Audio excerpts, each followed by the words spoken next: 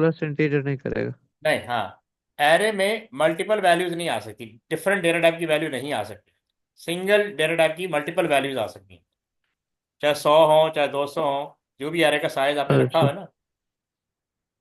समझ आ रही ठीक बात? ठीक है सर। अच्छा, अब मसला ये था कि सम सही टाइम, है। हाँ सम टाइम हमारी रिक्वायरमेंट ऐसी होती है कि हमने एक ऐसा डेटा स्टोर करना होता है जिसमें मल्टीपल वैल्यूज आ रही हो। अच्छा। ठीक है, अब देखो इसमें ये क्या लिखा हुआ है, a numeric value use as an array index.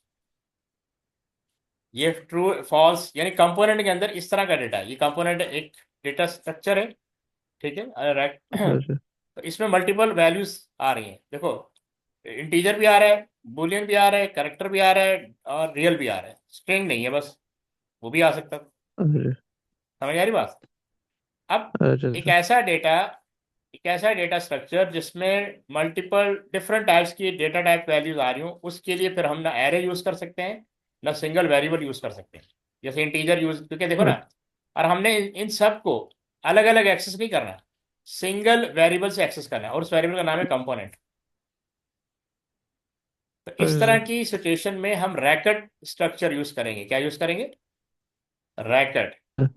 ये लिखा है ना, right pseudocode to declare the racket structure of per type component. इसकी टाइप अच्छा कंपोनेंट सर। होगी, और उस कंपोनेंट के अंदर ये सारे वेरिएबल आ रहे होंगे, और मैं एक्सेस करूंगा कंपोनेंट से। किससे एक्सेस करूंगा? कंपोनेंट से कंपोनेंट। एक्सेस करूंगा। तो यहाँ पे वो बता रहे हैं कि इस कंपोनेंट के अंदर डिफरेंट डेटा टाइप की वैल्यूज होंगी, और मैं सिंगल वेरिएबल को यूज करते हुए एक्सेस कर लूंगा। वरना ये होगा कि मुझे इन सबको अलग अलग डिक्लेयर करना पड़ेगा, अलग अलग एक्सेस करना पड़ेगा, इससे क्या होगा, प्रोग्राम की एफिशिएंसी डाउन हो जाएगी। अच्छा। समझ आई? सिनेरियो समझ में आया या नहीं?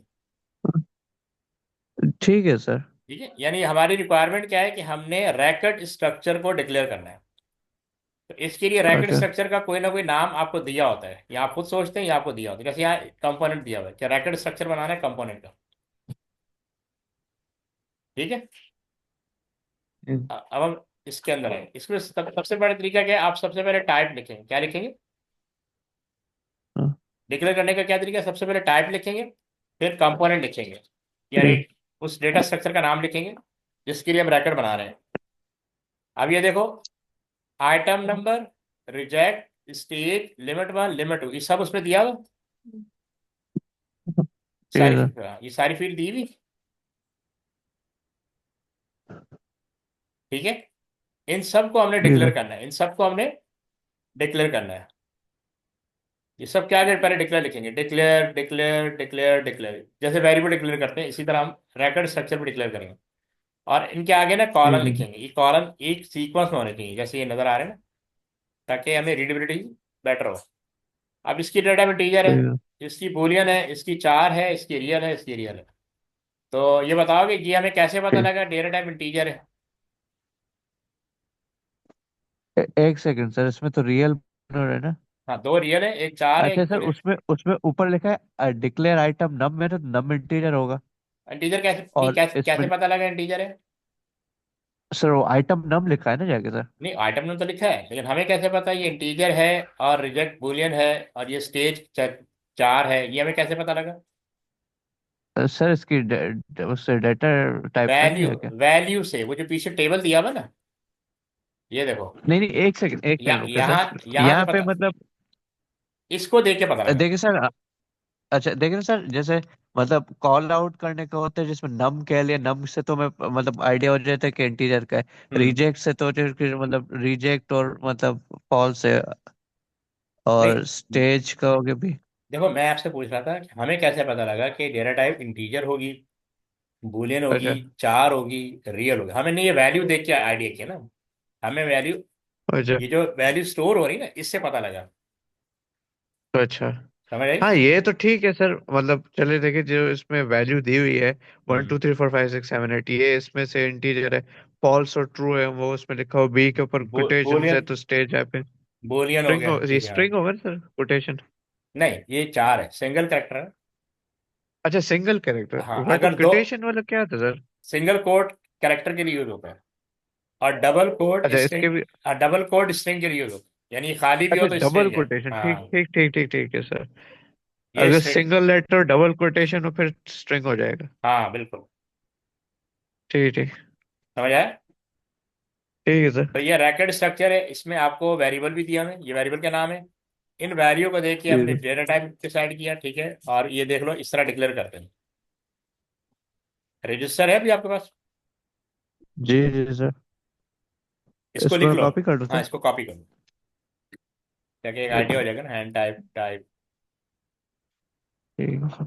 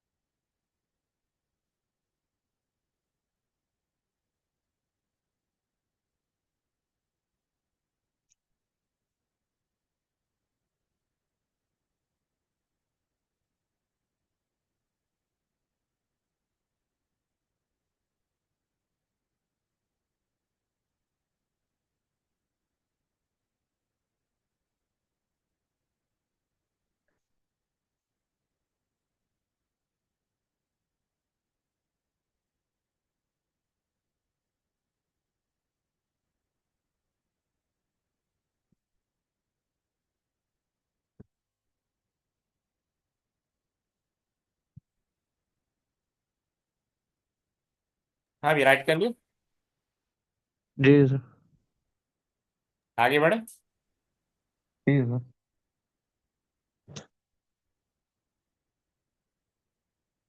ये पढ़े आप जरा।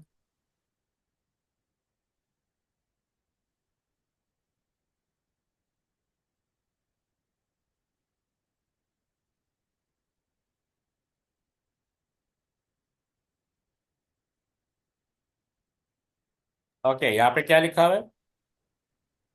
सर यहाँ पे रखा हुआ है 1D array. 1D array item of 2000 elements will store the data of all item or pseudocode. Write pseudocode to declare the item array. Array को डिक्लेयर करने ठीक का है। सूडो कोड राइट करना है, क्या एरे का। अच्छा इन्होंने यहाँ पे हिंट अच्छा। दिया हुआ है। ये देखो, ये जो अच्छा। आइटम नम है ना, आइटम नम, इसकी डेटा टाइप अच्छा। इंटीजर है। और यहाँ लिखा हुआ है a numeric value use as an array index. यानी जो एरे होगा उसका इंडेक्स उसके एज इंडेक्स के लिए यूज होगा, इंडेक्स पर्पज के लिए यूज होगा। ठीक है। अच्छा। तो ठीक है, इसी से रिलेटेड क्या रहे। ठीक है। तो हम रैकेट के अंदर एरे भी डिक्लेयर कर सकते हैं, ये होगा रैकेट के अंदर क्योंकि उसकी टाइप कंपोनेंट है ना। ये देखो, अच्छा। डिक्लेयर लिखेंगे, आइटम, कॉलन, उसके बाद एरे लिखेंगे। फिर एरे का साइज लिखते हैं, ये मिनिमम वैल्यू, फिर कॉलन, फिर मैक्सिमम वैल्यू, फिर ब्रैकेट को। ऑफ कंपोनेंट, ऑफ कंपोनेंट क्यों लिखा, क्योंकि ये जो एरे है ये भी रैकेट स्ट्रक्चर का पार्ट है। अच्छा। समझ आए। ठीक है सर।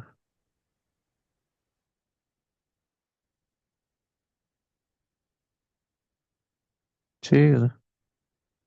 ठीक है, इसको राइट कर लो, ये वाला। इन तीनों में से कोई भी राइट कर ठीक सकते है हो। सर। पहले वाला रिकॉर्ड रिकॉर्ड राइट कर दिया था आपने, रैकेट। कल वाला सर? नहीं, लास्ट स्लाइड वाला, पिछला, ये वाला जो पिछला है, ये रिकॉर्ड कर लिया था, एक ये राइट, सेकंड दिखा। ये राइट कर लिया था आपने।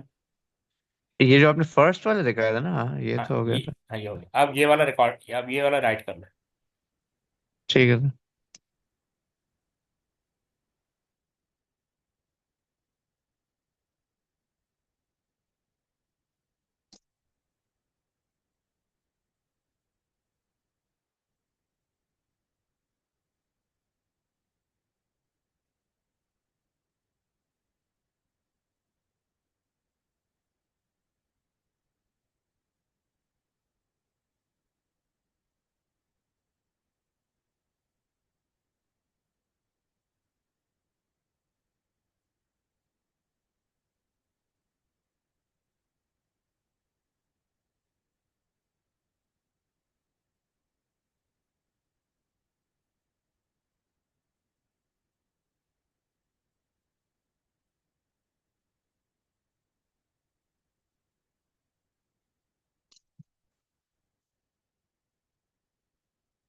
देख लिया।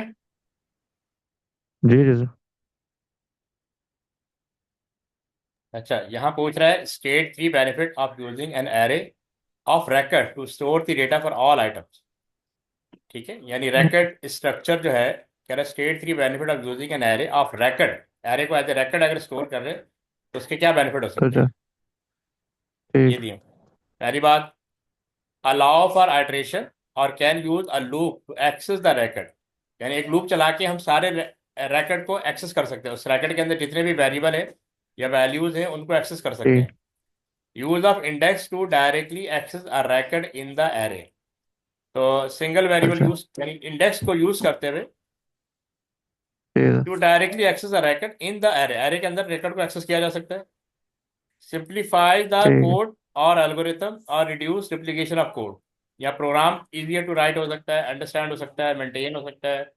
इनमें से तीन लिखने हैं। ठीक। एक काम करो, ये लिख लो, अलाउ फॉर आइट्रेशन और अच्छा।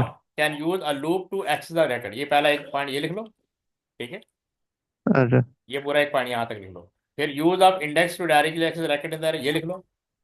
सिंप्लीफाई द कोड, ठीक है। बस ये तीन तीन लिख लो पॉइंट। ठीक है और सर। हेडिंग क्या दोगे, अच्छा बेनिफिट्स। भी। हाँ, बेनिफिट ऑफ एरे अच्छा। इन स्ट्रक्चर, ये है। अच्छा। Benefit of using an array of record, ये हेडिंग निकलोगे। अच्छा। Benefit of using an array of record, ठीक है सर। ये राइट कर लो। सही है। ये फटाफट राइट कर लो, ये मैं फिर से मार्क कर रहा हूँ। ये वाली लाइन यहाँ तक, ठीक। ये वाली लाइन यहाँ ठीक है तक, सर। और ये वाली लाइन। अच्छा।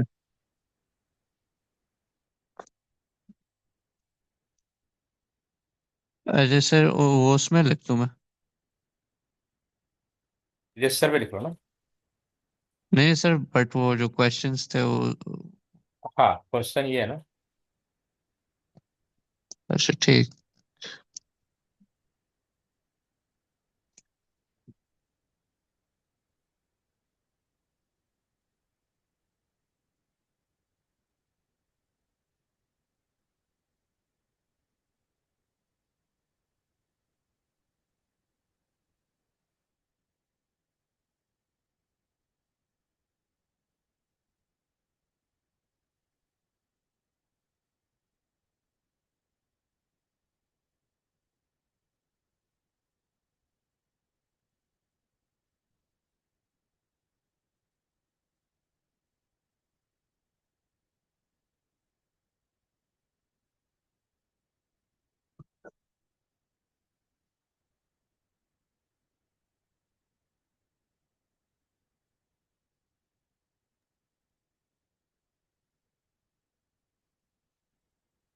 ये लिख लिए।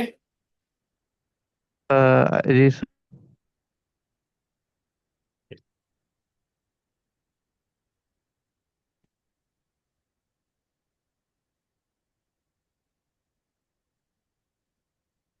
ठीक है। अच्छा, अब ये सूडो कोड आ गया। इसको जरा पढ़े पहले।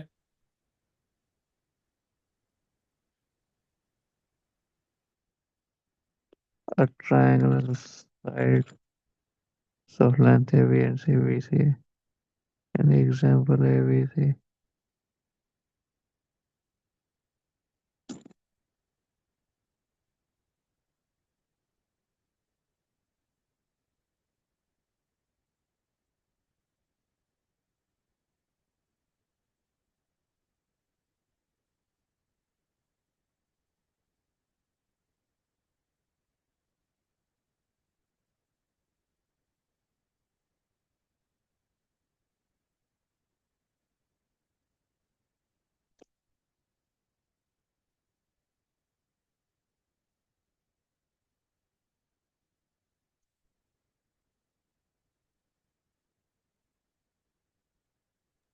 हम्म पढ़ लिया आपने। अच्छा सर देखें इसमें हम्म मैंने ट्रायंगल की तीन साइड देखी हैं जाके। हम्म इसमें A into A, B into B plus C into C जाके किया है। ठीक है।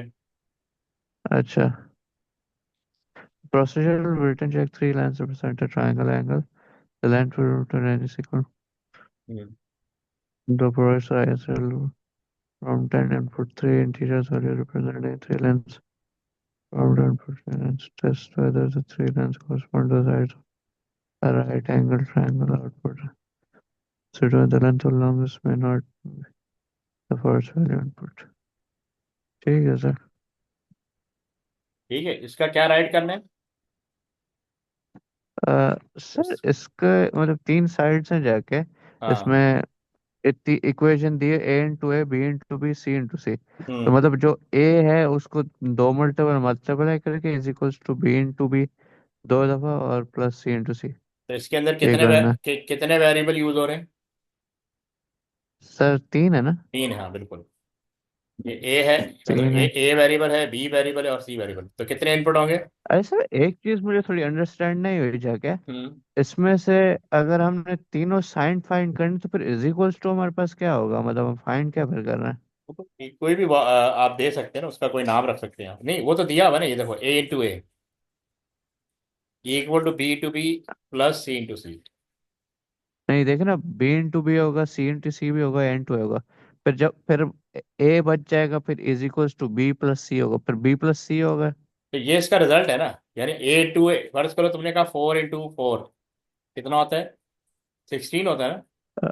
16। अच्छा, अब इसका मतलब है कि बी की वैल्यू क्या होनी चाहिए? 2 इंटू 2। नहीं, ठीक है। 4 इंटू 2 इंटू 2। नहीं, 2 इंटू 4, 2 इंटू 4 8 टू आएगा। Into four. प्लस इसका हो सकता है 4 इंटू 8, 4 इंटू 2, तो 8। अच्छा। तो देखो 16 इज इक्वल टू 8 प्लस 8, तो बराबर हो गया। समझ आया? ठीक। अच्छा, इसमें इनपुट तो ये बना लोगे प्रोसीजर, या डिस्कस कर ले? डिस्कस करना है सर। ठीक है, डिस्कस कर लेते हैं। देखो, ये मांग रहा है right pseudo code for the procedure ISRA ना, यानी आपने प्रोसीजर लिखना है। ठीक है। ठीक है। अच्छा, अब इसको कैसे करना है ये हम डिस्कस कर लेते हैं। ये देखो, सबसे पहले आपने प्रोसीजर लिखना है कैपिटल वर्ड्स में। ठीक है। ठीक है सर। फिर प्रोसीजर का नाम जो उसने दिया हुआ है। फिर आपने ये स्मॉल ब्रैकेट लिखनी है। ठीक है, यहाँ तक समझ में आ गई? सही है सर। फिर हमने डिक्लेयर करने के वेरिएबल जो इसके अंदर यूज होंगे, जो हमने आइडेंटिफाई कर लिए थे उसमें 3 वेरिएबल है, तो हम लिखेंगे डिक्लेयर A, B, C और data type integer. Data type integer. ठीक समझ है। आया? सही है। अच्छा, फिर यूजर प्रॉम्प्ट हो गए, क्योंकि उसने कहा है कि यूजर प्रॉम्प्ट लाजमी, ये आउटपुट लिखेंगे और डबल कोटेशन मैसेज लिखेंगे, input length of the first sight. यहाँ पे आप इनपुट ले लेंगे, इनपुट ए। ठीक। फिर कह रहा है आउटपुट, ये सेकंड यूजर प्रॉम्प्ट होगा, input length of second site, हमने कर दिया इनपुट बी। ठीक। फिर कह रहा है output input length of the third site, हमने कहा इनपुट सी। ठीक है। तो सही है। यहाँ से लेकर यहाँ तक समझ में आएगा, ये सब क्या हो रहा है? इनपुट हो रहा है, क्या हो रहा है? गुड। अब हम इसका फार्मूला लिखेंगे इफ कंडीशन के साथ। ये कह रहा है इफ ब्रैकेट के अंदर A into A is equal to, जो पहला फार्मूला दिया B into B plus C into C, यानी ये भी वैलिड है। और और करके अगर यूजर इस तरह भी इनपुट कर सकता है, B into B equal A into A plus C into C. ठीक है, यूजर इस तरह भी ले बना सकता है इक्वेशन। और ठीक।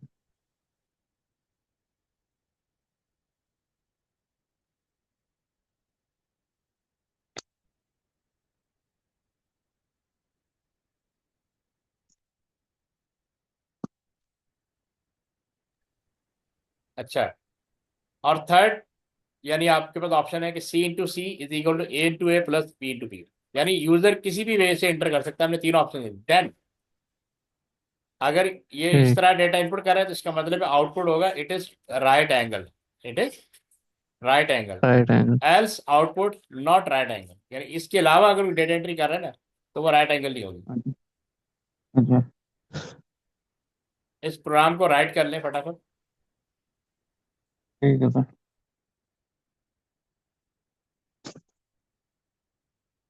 पहले राइट कर लो, फिर इसका ट्राई रन भी डिस्कस करते हैं, ठीक? ठीक है सर।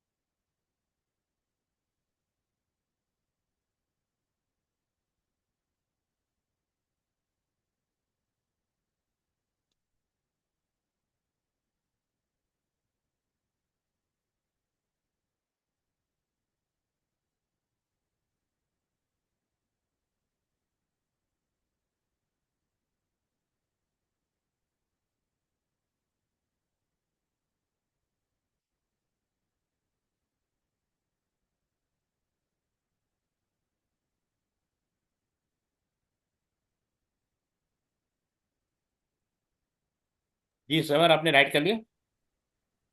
जी जी सर, बस लास्ट ही 5th लाइन पे ही था जाएगा। ठीक है।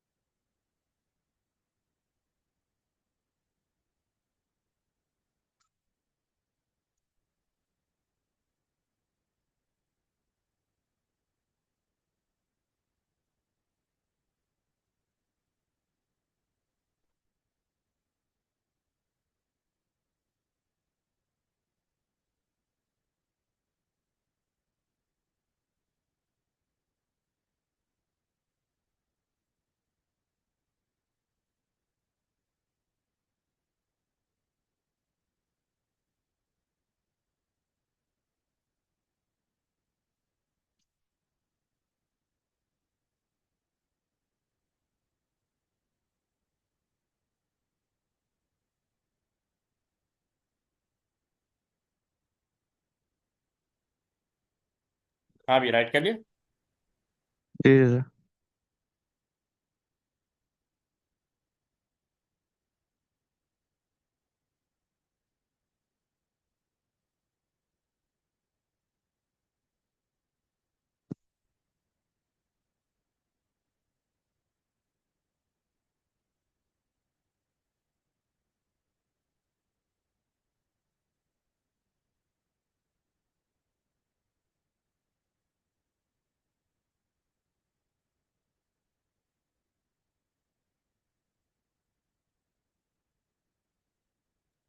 अच्छा देखो, ये एक जैसे ये है स्टेप 1, स्टार्ट ISRA प्रोसीजर, तो इसे स्टार्ट हो रहा है, ठीक है।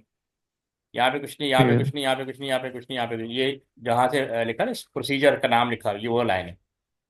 फिर लिखा है सर। फ्रॉम अच्छा। Input length of the first side, ठीक है। आउटपुट होगा input length of the first side, ठीक है।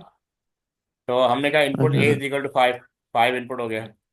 From input length of second side, second side input हो गया। तो यहाँ पे 5 आ रहा होगा, इनपुट बी, ये 5 आ गया। सॉरी 3 हो गया ना, ठीक है सर। इनपुट इनपुट बी, ये 3 आ गया। From input length of the third side, यहाँ पे इनपुट सी होगा, तो ये 4 इनपुट किया है, अच्छा ठीक सर। है। अब कह रहे हैं चेक कंडीशन ठीक ए है। Square is equal to B square plus C square, ठीक है। ए स्क्वायर यानी 5, 5 का स्क्वायर इक्वल होगा 3 का स्क्वायर प्लस 4 का स्क्वायर, तो ये ट्रू हो जाएगा। तो ठीक अगर है ये सर। हाँ, तो सेंस कंडीशन इज ट्रू, क्योंकि 5 का स्क्वायर का मतलब क्या आएगा, 25 आएगा। और 3 का अच्छा। स्क्वायर का मतलब 9 आएगा। और 4 का स्क्वायर मतलब अच्छा। 16 आएगा। तो कंडीशन ट्रू होगी ना, तो दोनों बराबर हो गए, 9 प्लस ठीक। 16। तो since condition true and procedure, तो बस इस तरह प्रोग्राम चलेगा। ठीक है सर। समझ आया?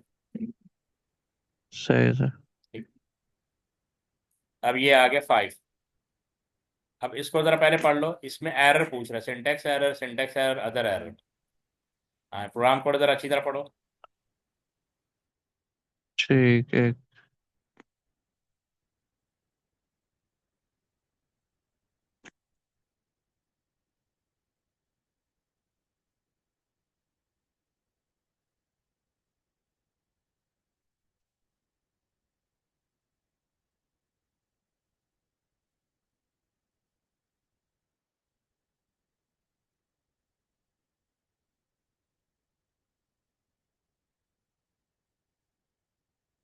Program has been designed to roll on data or has index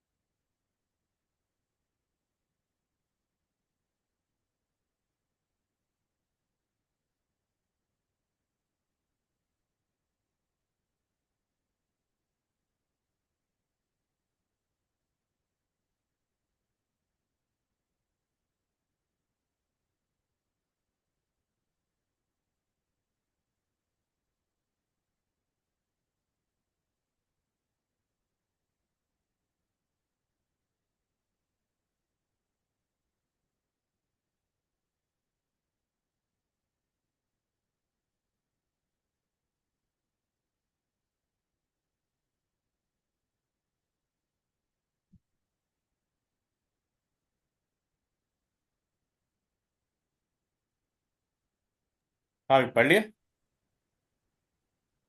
ji sir पढ़ लिया। सर ये पुराने उस वाले सेटअप की तरह है, अपर और लोअर वाले उसमें हाँ वाइल के लूप से इंडेक्स। हाँ, ये कोड लिखा हुआ है और यहाँ पूछ रहा है the procedure contain two syntax error and one other error. तो पूछ रहा है आइडेंटिफाई करें कौन सा सिंटेक्स एरर है, यानी दो अच्छा। सिंटेक्स एरर कौन कौन से हैं। ये मैं दोबारा शो कर रहा हूँ। जी अब इसमें से बताओ कौन से टू एरर हैं, टू सिंटेक्स एरर हैं। सर देखिए, जो मैंने इसमें जाके नोन किया है जाके इसके अंदर, हम्म। ये सर अपर लोअर वाला है इसमें मुझे लग रहा अपर लोअर कहाँ लिखा हुआ है, अपर लोअर, अच्छा ये टू अपर। है। जी सर। नहीं, इसमें कोई ये कोई सिंटेक्स, ये बिल्ट इन फंक्शन है, ठीक है। अच्छा। तो लेबल में जो वैल्यू आएगी वो ये उसको अपर में कन्वर्ट करके इस डेटा के इस पोजीशन पे स्टोर कर देगा। और लेबल में कोई और अच्छा। वैल्यू आएगी, कब आएगी, case of index mod to. अच्छा, अब ये एक लॉजिक है ना, इंडेक्स मॉड टू, इंडेक्स की जो भी वैल्यू होगी, फर्स्ट को 10 आता है, तो 10 को डिवाइड करेगा टू, तो वो ज़ीरो आएगा। अगर तो ज़ीरो आएगा तो लेबल के अंदर जो वैल्यू होगी उसको अपर में कन्वर्ट करके डेटा की इस पोजीशन पे स्टोर कर देगा। और लेकिन अगर फर्स्ट को 11 है, 11 टू डिवाइड बाय 11 कैसे डिवाइड करें, रिमाइंडर वन आएगा ना, टू फाइव द 10, जी तो रिमाइंडर वन आएगा। तो अगर रिमाइंडर वन होगा तो इसको टू लोअर में कन्वर्ट करके डेटा की इंडेक्स पोजीशन पे स्टोर कर देगा। इशू ये आ रहा है कि वो पूछ रहा है कि इस पूरे प्रोग्राम में दो सिंटैक्स एरर है, तो वो कौन कौन से हैं। सिंटैक्स एरर का मतलब होता है कि आपने उसकी ग्रामर को फॉलो नहीं किया। अच्छा। हम्म। पता है ना सिंटैक्स एरर, एक लॉजिकल एरर, तीन तरह के एरर होते हैं, सिंटैक्स एरर, लॉजिकल एरर और रन टाइम एरर। तो यहाँ पे कह रहे हैं दो सिंटैक्स एरर हैं। तो जी सर। समझ आ रही बात। जी जी सर। तो कोई कोई आइडिया हो रहा है कि कौन सा सिंटैक्स एरर है। सर देखें, सिंटेक्स में मतलब क्या डिफाइन वैसे होता है, क्या मतलब मतलब क्या आपने होता है मतलब उसमें। ब्रैकेट लगाना भूल गए या कोई एंडिंग गलत कर दी। सर मुझे जितना इसमें आइडिया लग रहा है ऑलमोस्ट सब चीज़ें declare index is equals to integer, ये थोड़ा सा मुझे डिफरेंस लग रहा है इसके अंदर। सर इसमें ये होता है ना, index is equals to index plus one, वो गलत हाँ, हुआ है right sir? Index equal to index plus one कहाँ लिखा है, ये वाला। सर लिखा नहीं है। अच्छा ये, हाँ ये लिखा हुआ है ना। हाँ ये लेकिन लिखा हुआ है, ऊपर इंडेक्स जीरो है जाके। नहीं, इसमें कोई एरर नहीं और है, देखो। नहीं नहीं, एरर ये नहीं है जाके, मैं वैसे एक नॉर्मल हाँ बात कर रहा ठीक, हूँ जाके इसके अलावा कि किसी इसमें। और, देखो लाइन बाय लाइन चेक करो, पहले ये चेक करो प्रोसीजर, इसमें तुम्हें कोई सिंटैक्स एरर नजर आ रहा है। नहीं sir, procedure process label is हाँ, स्ट्रिंग। यानी प्रोसीजर लिख दिया, प्रोसीजर का नाम लिख दिया, ब्रैकेट में पैरामीटर लिख दिया और कॉलम, तो प्रोसीजर वैल्यू रिटर्न तो करता नहीं, यहाँ कुछ भी नहीं आएगा, अच्छा। ये बिल्कुल सही है। अब बताओ इस लाइन में कोई एरर नजर ठीक। आ रहा है, इस लाइन में कोई एरर नजर आ रहा है, declare index colon integer, declare. कोई एरर। नहीं नहीं सर, इसमें ठीक आई है, don't think sir. Index equal to zero, कोई सिंटेक्स एरर लग रहा है इसका। नहीं सर। ठीक है, इनपुट डेटा ऑफ इंडेक्स, जब अच्छा ये डेटा वेरिएबल एरे का नाम है और इंडेक्स एरे की पोजीशन है, ठीक है। तो इसमें ठीक। कोई आपको सिंटेक्स एरर नजर आ रहा है। नहीं सर। ओके, फिर कह रहा है वाइल इंडेक्स लेस देन 200, इस लाइन में कोई, बाय। इस लाइन में कोई एरर नजर आ रहा है।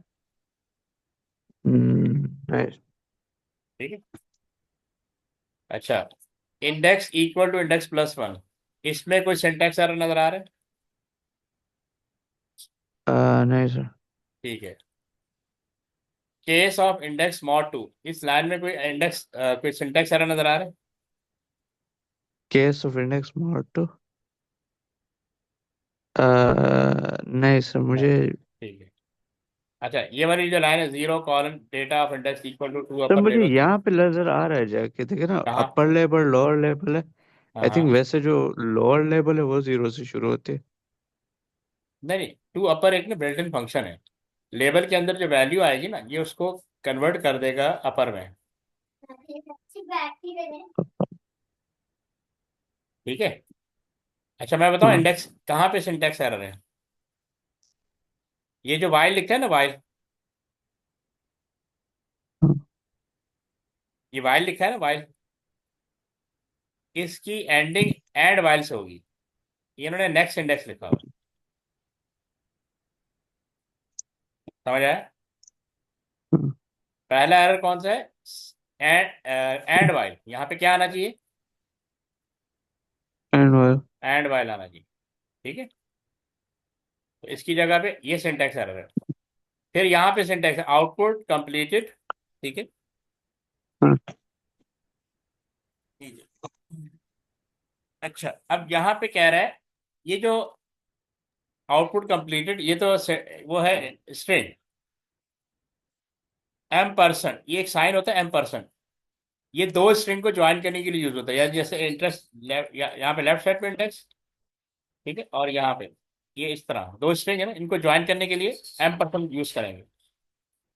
फर्स्ट करो, ये डबल कोटेशन है, जी इसमें सर। लिखा हुआ है ABC, डबल क्लोज, मैं एम परसेंट लगा दूँ। फिर यहाँ डबल कोटेशन के जी अंदर ABC, हाँ, DEF, इनको मैं ज्वाइन करने के सर। लिए, अच्छा। ये दो स्ट्रिंग है, इनको ज्वाइन करने के एम्परसेंड यूज करूंगा तो ये इस तरह रिटर्न करेगा ABCDEF। अब ये जो एम हाँ। परसेंट होता है ना, ये स्ट्रिंग को ज्वाइन करने के लिए होता है। यहाँ मिस्टेक पता है क्या है?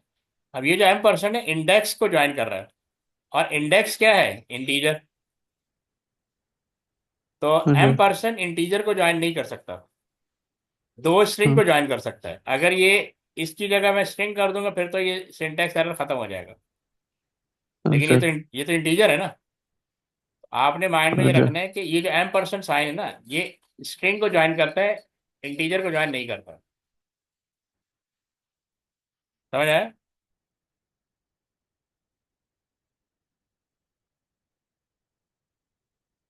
ठीक है। ठीक है। तो जो इशू है वो क्या कहते हैं, मतलब सिर्फ एक इशू नहीं, राइट? दो सिंटैक्स एरर फाइंड करने थे। एक तो ये है, दो सिंटेक्स। एक तो ये है कि यहाँ पे एंड वाइल आना चाहिए, वाइल के नीचे ना एंड वाइल आता है, ये गलत आ हाँ, रहा है। ये तो है। पहला सिंटैक्स एरर ये हो गया। दूसरा सिंटैक्स एरर ये कि ये जो दो हमने एम परसेंट, इसको कहते हैं एम परसेंट, क्या पढ़ते हैं? M percent. M percent. हाँ, एम परसेंट। एम परसेंट जो है ना, ये दो स्ट्रिंग को मिलाता है। ये भी स्ट्रिंग है, लेकिन यहाँ बीच में इंडेक्स आ रहा है। ये तो इंटीजर है ना,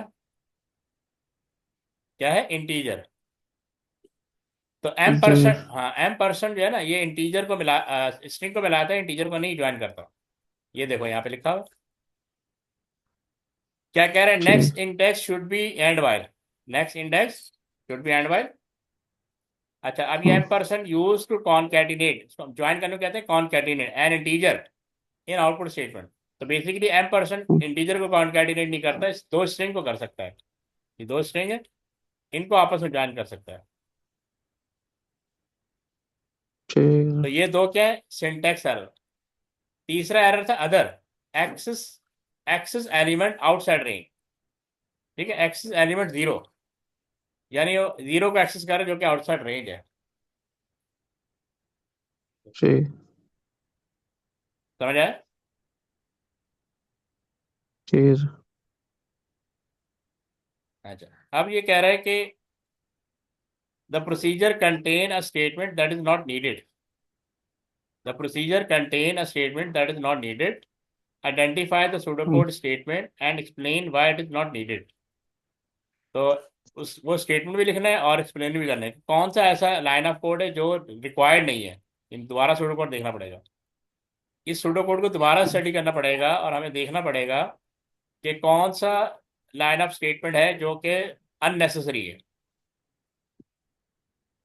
अच्छा। समझ आया? ठीक है।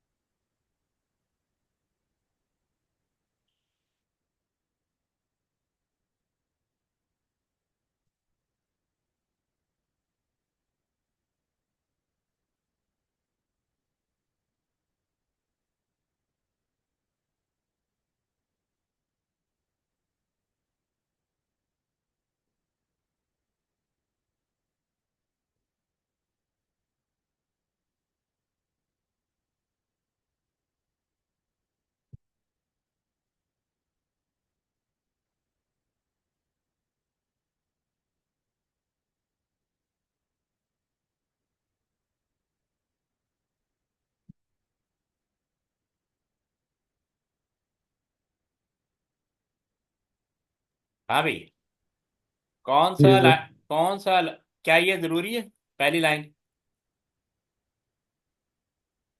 सर प्रोसीजर वाला सही है। हाँ, ये भी जरूरी है, एंड प्रोसीजर है ना। जी सर। और हमने वेरिएबल डिक्लेयर करना भी जरूरी है, इंडेक्स क्योंकि आगे यूज हो रहा है एरे के सही साथ। है। और इंडेक्स को इनिशियलाइज में जीरो भी करना जरूरी है क्योंकि हम index equal to index plus ठीक। वन भी हो रहा है ना। हाँ, ठीक है। और इनपुट करना भी जरूरी है। ठीक है। ठीक। इनपुट करने के बाद ये लूप का चलाना भी जरूरी है। सही है। सही। और क्योंकि इंडेक्स इक्वल टू जीरो है तो इंडेक्स को अपडेट करना भी जरूरी है।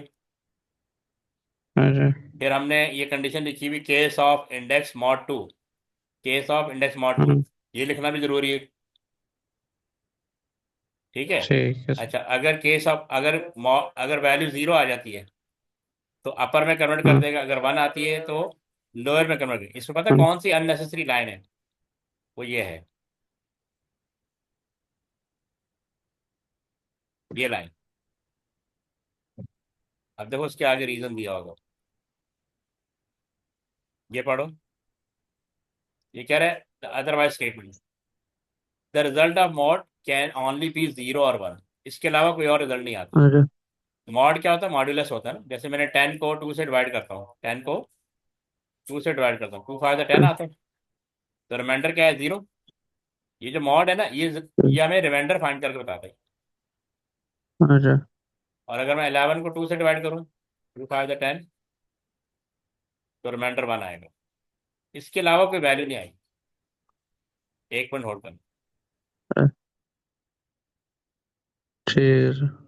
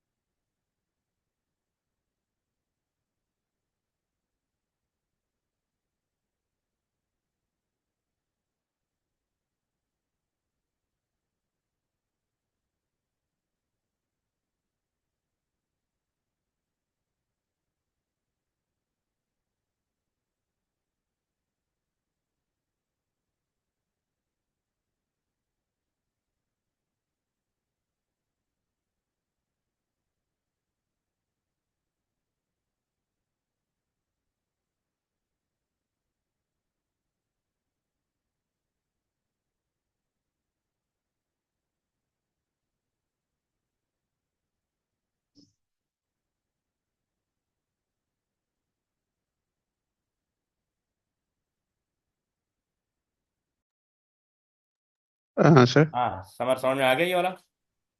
जी सर। ये कह रहे हैं अदरवाइज स्टेटमेंट, इसकी ज़रूरत नहीं है।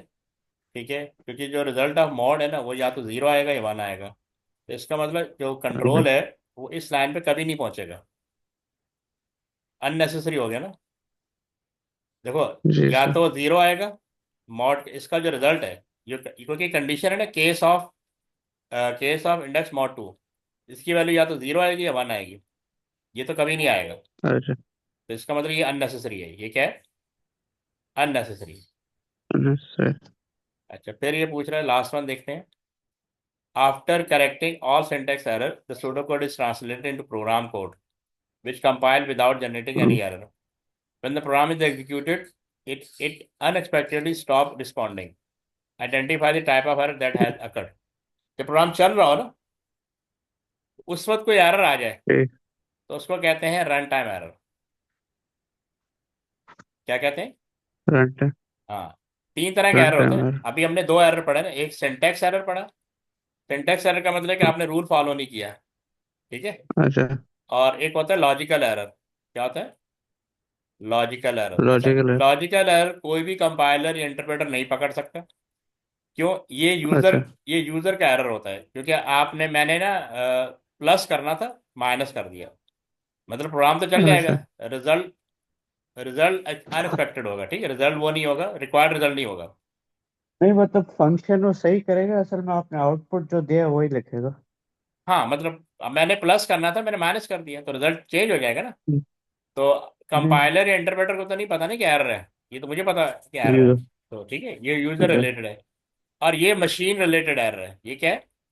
मशीन रिलेटेड, यानी वही। मशीन में कोई गड़बड़ हो जाए, machine RAM out of storage हो जाए, ये रन टाइम एरर है, ठीक है। अच्छा।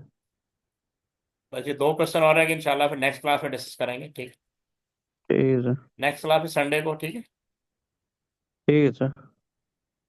टाइम मैं आपको मैसेज कर दूंगा, पर देखते हैं, ठीक। ठीक। ठीक है सर। ओके, अल्लाह हाफिज। अल्लाह हाफ़िज़ सर।